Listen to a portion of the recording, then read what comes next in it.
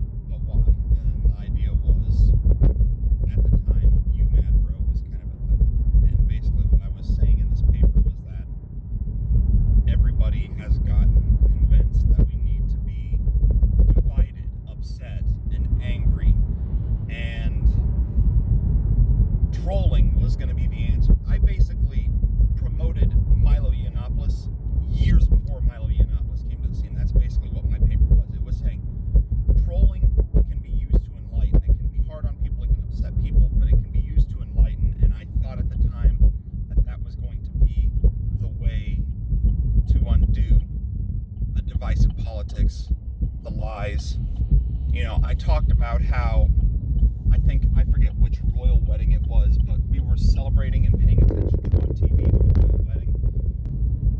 At the same time, we had the president signing into law the NDAA, which was the National Defense Authorization Act. It was signed into law at like 12 p.m. New Year's Eve, like the one time that it would be receiving the least attention. And it was the law that, gave the government the ability to disappear us without trial or lawyer or any of those things, any rights. It was really the ugliest thing that we had seen come in the longest time. I mean, it was hard totalitarian. And that just got signed in like no big deal. Let's keep it from everyone.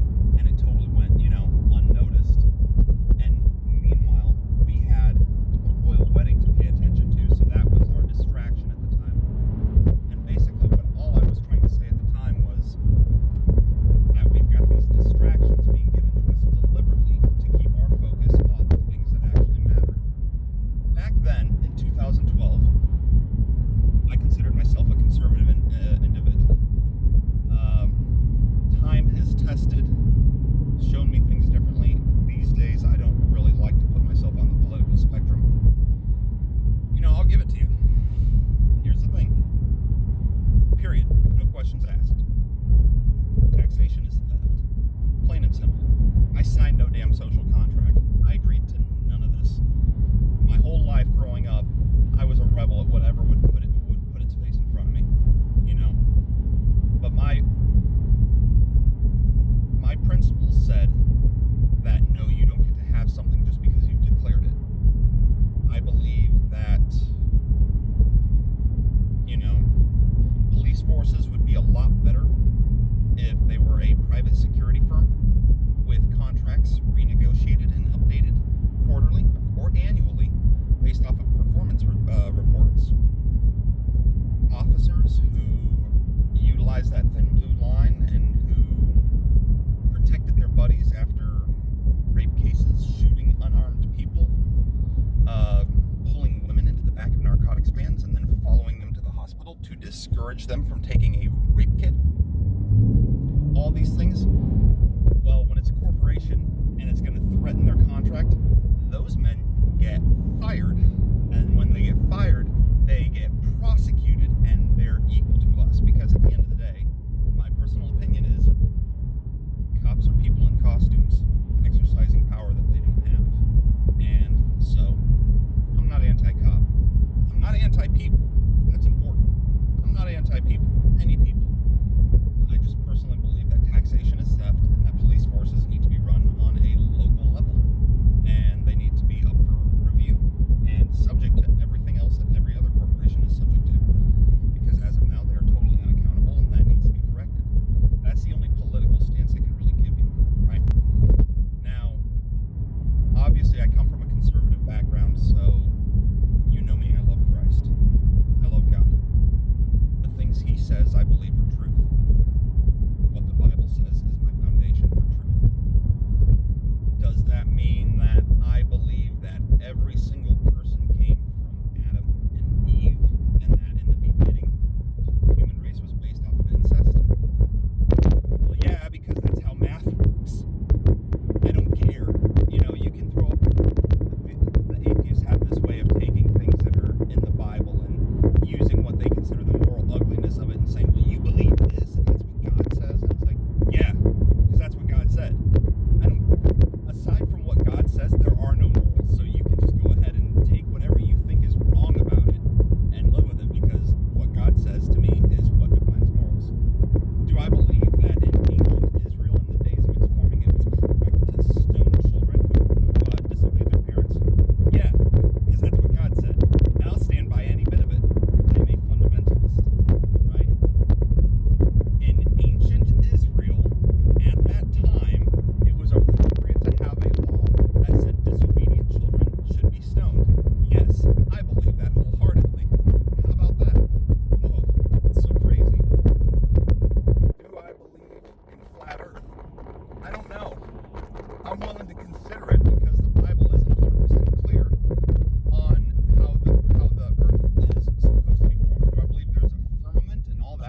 major light and a minor light?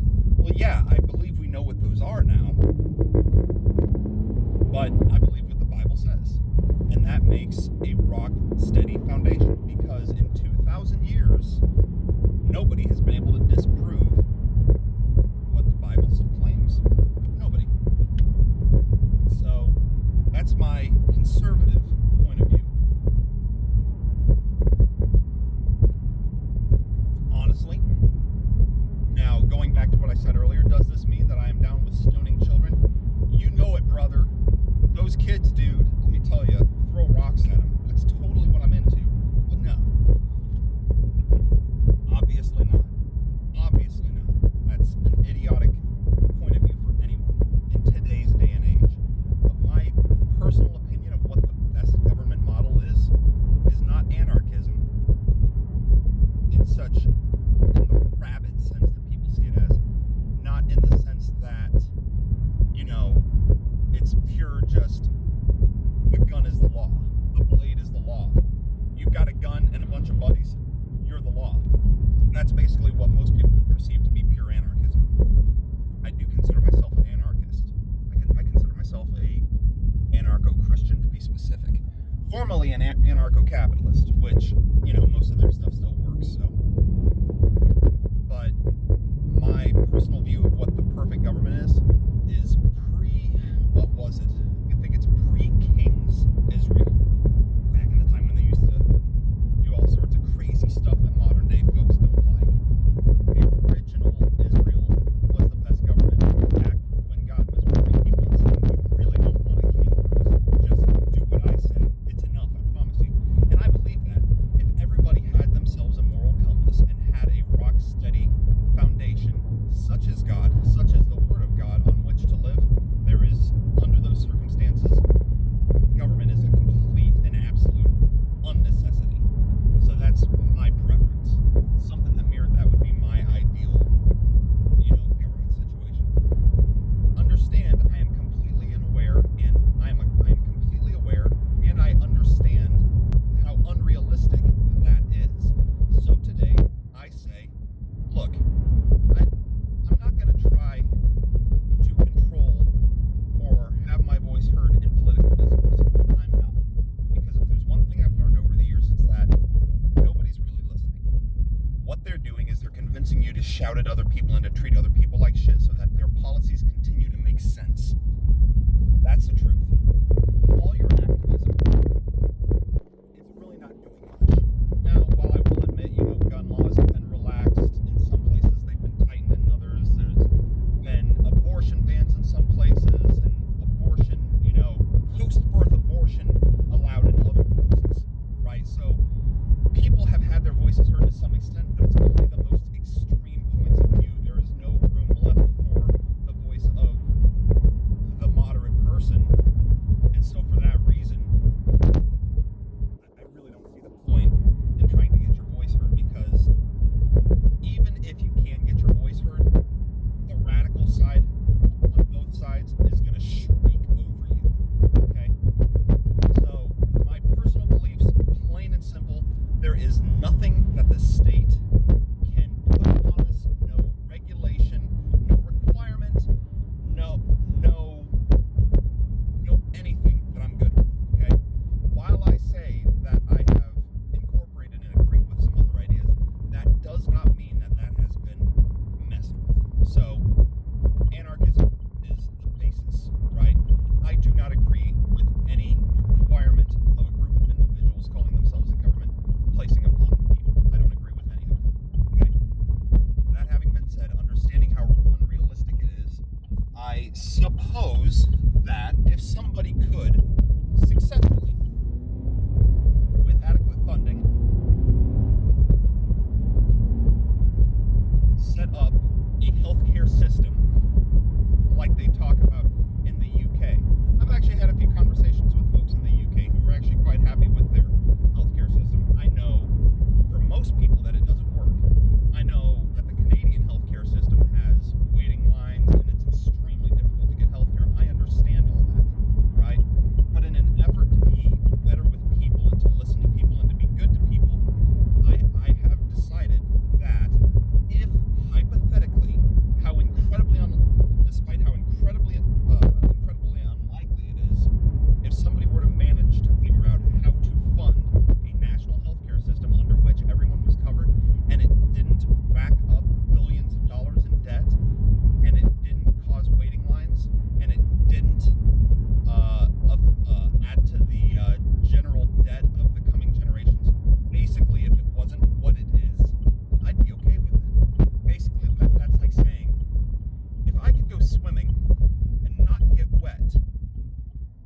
think I'd do more of it, right?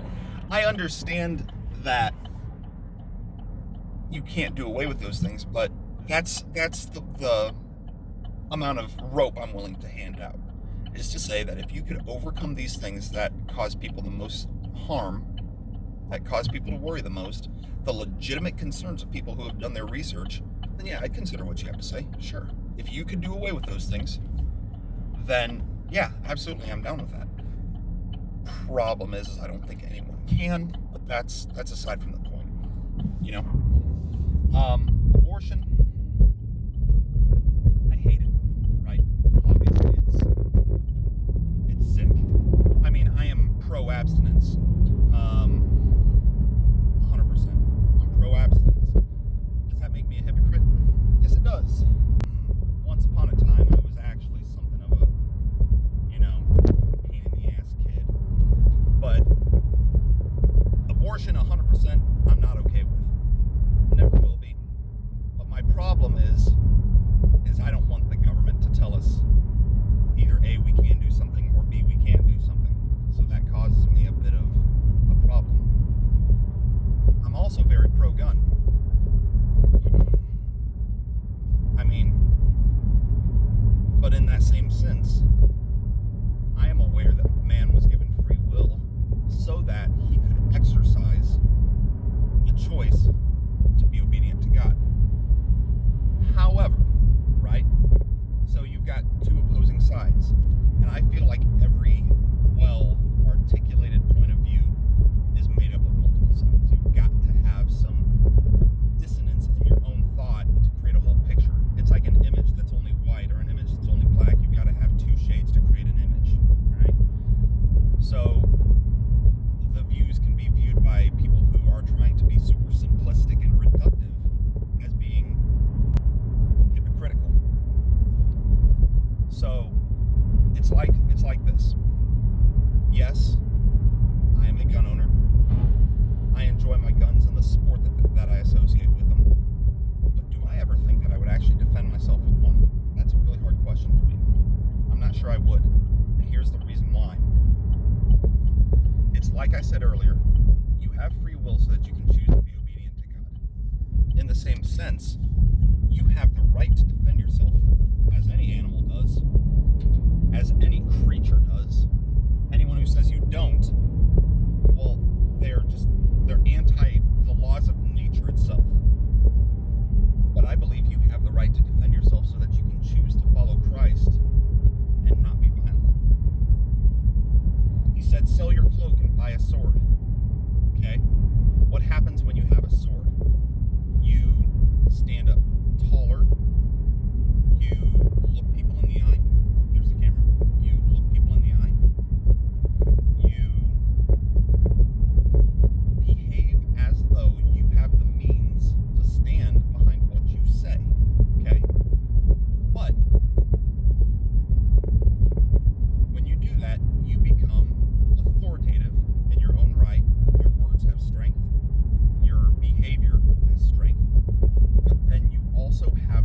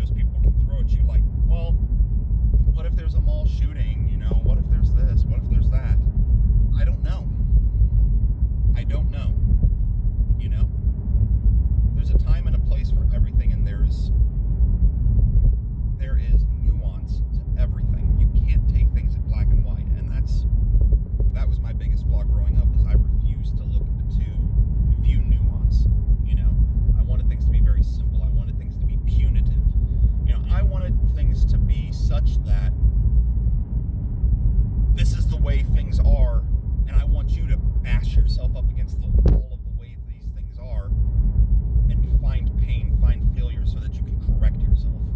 And, to a certain extent, I still believe that, very strong boundaries that people can go ahead and run themselves into in order to learn discipline, in order to learn the love of God, in order to learn what pain actually is. I still believe in those things, but there is nuance to the decision-making process. The way I see it, in the situation of a mall shooting or in the situation of a break-in or things like that, I would love to be able to utilize my weapon as a deterrent and then discuss the rest of the way through it. Calm an individual down via brandishing, most likely, quickly. Issue some commands, perhaps. Some things like that. And then from there, discuss it. The day I actually end up pulling the trigger on an individual is the day that I'm going to experience a really profound pain. I'm going to experience a really profound heartbreak, and I'm not looking forward to it. So, yes, I carry my gun. Yes, I own my gun. But I really don't want to use it. So there's the nuance when it comes to gun ownership. I believe that it's a person's responsibility to be capable of defending themselves and their family so that they can behave in a way that is strong and persuasive and loving. Because when you've got that self-confidence, you can love people, you can be good to people. All these things come from, combat training. Knowing that you can throw hands if you need to. Gun training. Just these things that give you the ability to say, no, I guess I'm not the sort of person that somebody can just run over. I guess I'm not. That's good, right? That's what you want. But you should use that power to make a positive change whenever possible. So, that's my view on that. At the end of the day, I think it's important that we listen to each other. I think it's important that we present our ideas in a way that doesn't demean others. I will admit that 90% of the real opposition out there, the shrieking minority, is the opposition. They are acting under the instruction of the enemy. They use methods that are divisive. They lie. They hurt people. And they are operating under the instruction of the enemy. And I'm aware of that. I'm very aware of that. That does not mean, however, that they're not able to be saved from that. And so in order to save them, we need to hear them. We need to try. We need to give what they have to say a second to be heard. And then maybe our ideas will be worth something to them. I really am grateful because I can begin to see the walls of modern division, the walls of modern political idealism starting to crumble in 2019. I'm starting to see it. I'm starting to believe that there may just be a way out for all of us.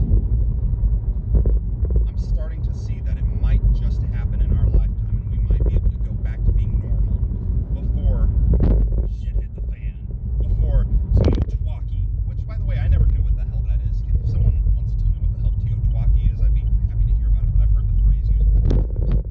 But we may just never see that. We may just get our act together. Trump is an abomination. Obama was an abomination. Nobody that is in office today represents us truly, and nobody's actually listening to us, so it's our job to listen to each other.